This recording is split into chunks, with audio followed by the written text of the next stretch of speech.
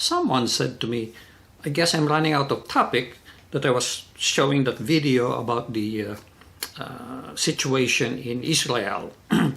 No, it's not because of that. It's because I have been so preoccupied following up on the issues that are going on in Israel. And why am I doing that? Because this could just change, among other things, this could just change my plans about retiring in the Philippines or overseas for that matter. I'm going to show you a clip again of what this son of a Hamas leader who's telling Fox News about what the issues are.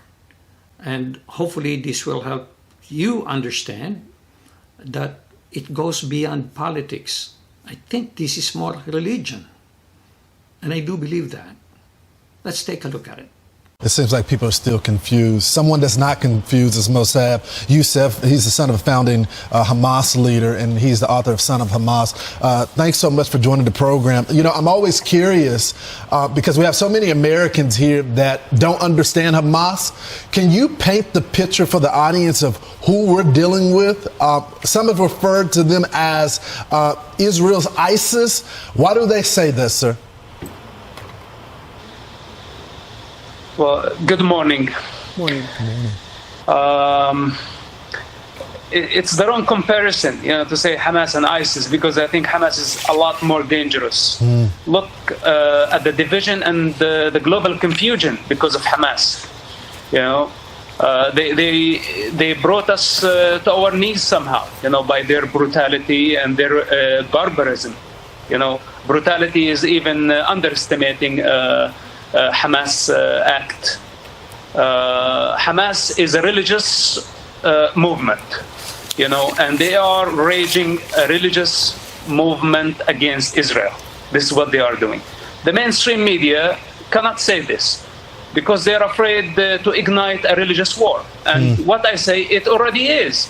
They want to annihilate the Jewish people because they are Jewish people, because they are Jewish state. This is why they hate Israel. They want to establish an Islamic state on the rubble of the state of Israel. Campaign, their campaign title is Tufan al-Aqsa, which means the flood of Al-Aqsa Mosque. So it is a religious. I really believe this is a religious war. When you hear them saying publicly on television, death to America, death to the Jews, and things like that, we're not talking politics. It's a religious thing that has been going on for years and years. And I don't know if you could ever change that. And it's not only against Gaza. It's not against Lebanon. It's not against Syria. But all these countries are only being used as puppets by somebody. And I do believe it's Iran. Let's continue. Situation, and we just need to expose them for what they are. They are not a national movement. If they were a national movement, a political movement, you can satisfy their ambition somehow. You can negotiate with them. But when they are a religious movement, that they don't believe even in political borders, that they are driven by dark hatred towards a race, towards a nation. And we saw that when they killed people indiscriminately. It's all evidence, of to what extent Hamas can go. Mossab, how did you become a Christian? I mean, because we've talked about it. It's hard because what we've read, what we know about Hamas is they indoctrinate children at an early age. And you can let us know if that's correct. But to hate other people, to kill the Jews, to kill Americans, how do you fight that when they have been indoctrinated at an early age? And how did you come to know Christ? I really thought this guy was a Christian, but apparently not. And in my previous video, I talked to you about, who was it? Nikki Haley, I think.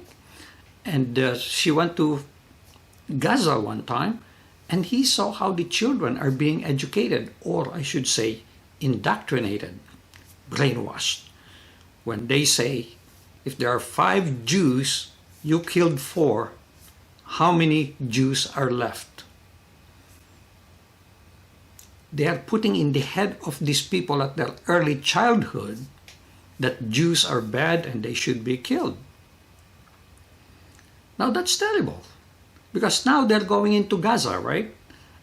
And they're against Hamas. But how do you know if the other Palestinians have been indoctrinated and sort of a supporter of Hamas? That's going to be a hard one. That's going to be a hard one. Is it their fault? No, because they were brainwashed. They were brainwashed. This is going to be a difficult one to solve. I know that. And what I'm worried about is this may turn out to be a worldwide war. And at the time, do I want to be stuck in the Philippines? Or do I want to be stuck in the US? I would rather be stuck in the US. And the reason I say that is even China is now acting up against the Philippines. Too many things going on. Let's continue on. Well, yeah, this is a good question. Well, first of all, I did not become Christian. I did not leave Muslim to become Christian. I was fascinated, and I'm still fascinated by by Christ consciousness, which basically, in that region, where hatred is taken over. I did not see that our problem was Israel. I saw that we had a lot more complicated problem within our society. And I found the teachings of loving thy enemy, forgiveness, compassion, the power to be crucified and stand above pain and stand above misjudgment. I saw that there was lots of power to that. And this is why I made the choices I made. I haven't been in a church. I lie to you if I tell you I'm a church goer. Many years now. But Christ consciousness continued to influence me and ignite the light within. Because we live in a dark world, and men think that they are superior to God. But they are not. Actually, why we are in crisis right now, because we don't have God in our hearts. We have abandoned God, and we became very confused. And now the enemy attacked us. Let's talk about the enemy. You write in your book, and you talk about how your dad was one of the founders and how you had to break from him, saved his life many times, but he still disowned you because he doesn't fully realize that. So you start working with the IDF to unearth them and unwind some plots before they happen. You also write that in 2006, nobody thought that Hamas was capable of taking over the Gaza Strip, but they did in 2 seconds, kick Fatah right out. Are they capable of putting up and withstanding an IDF invasion? Do you think they're that strong, or do you think they've already run from the fight?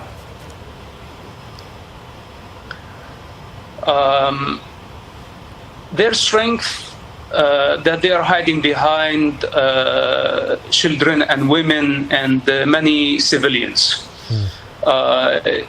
In fact, this is what they did. They surprised Israel on Yom Kippur. It's a holiday.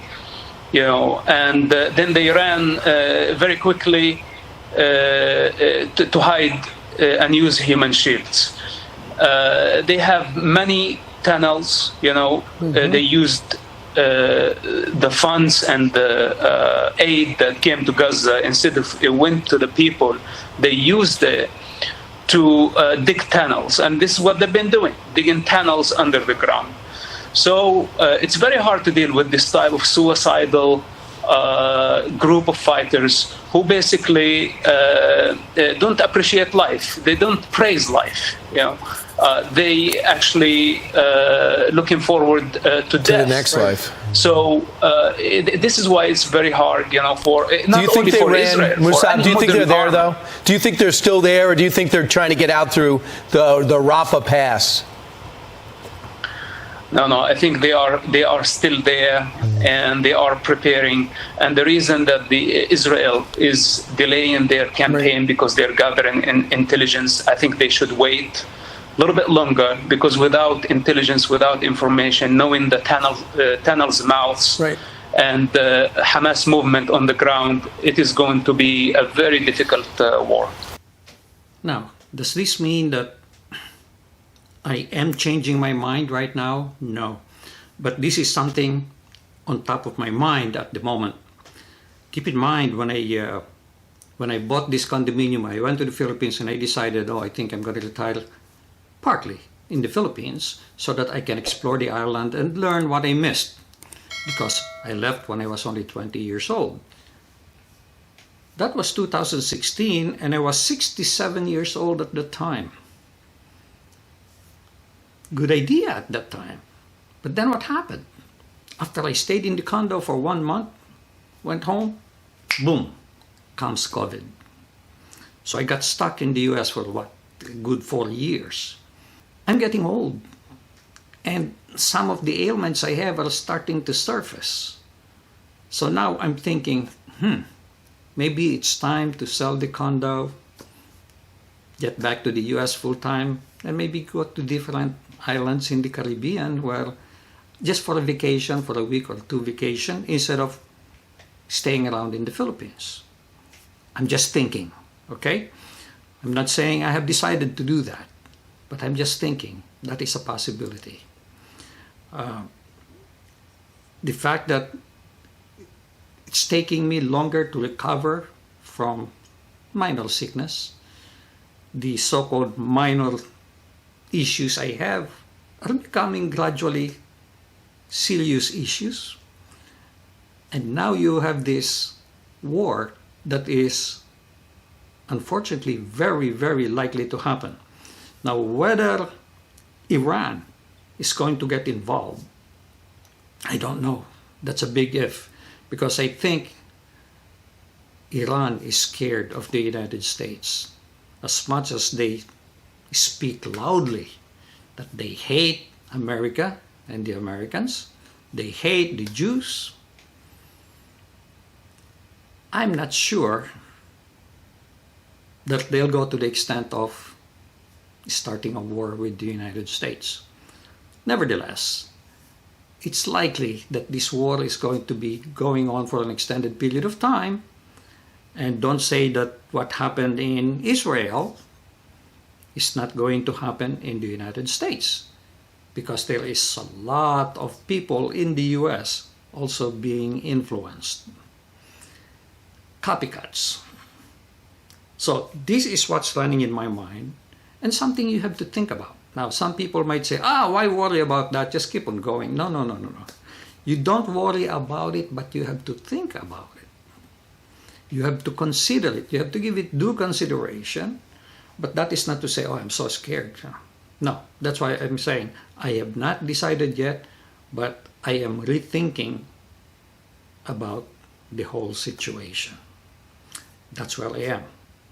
We'll probably go back to the Philippines sometime next year, early part of next year, and maybe do a little bit more traveling. And at the time, I will continue to think about this. I'll have to. Not only because of what's happening in Israel, but because of my aging situation. So that's where I am. And I'm not running out of topic. It's just that I am so preoccupied with what's going on in Israel. This is of interest to me. And I'm also learning a little bit more about the historical background about this religious war amongst Jews, Catholics, Islams, etc., etc. So that's all I have to share with you today. I hope you enjoyed it. And please do watch this news that's going on. Because be careful about fake news. I see some news that are like, it's more like a movie. I turn it off right away. But I want to look at the news, but keeping in mind, even the news could be biased as well. Thank you so much for watching. I'll appreciate it if you click like. And do subscribe to my channel, please, unless you have already done so. Thank you so much. Make it a great day, and God bless.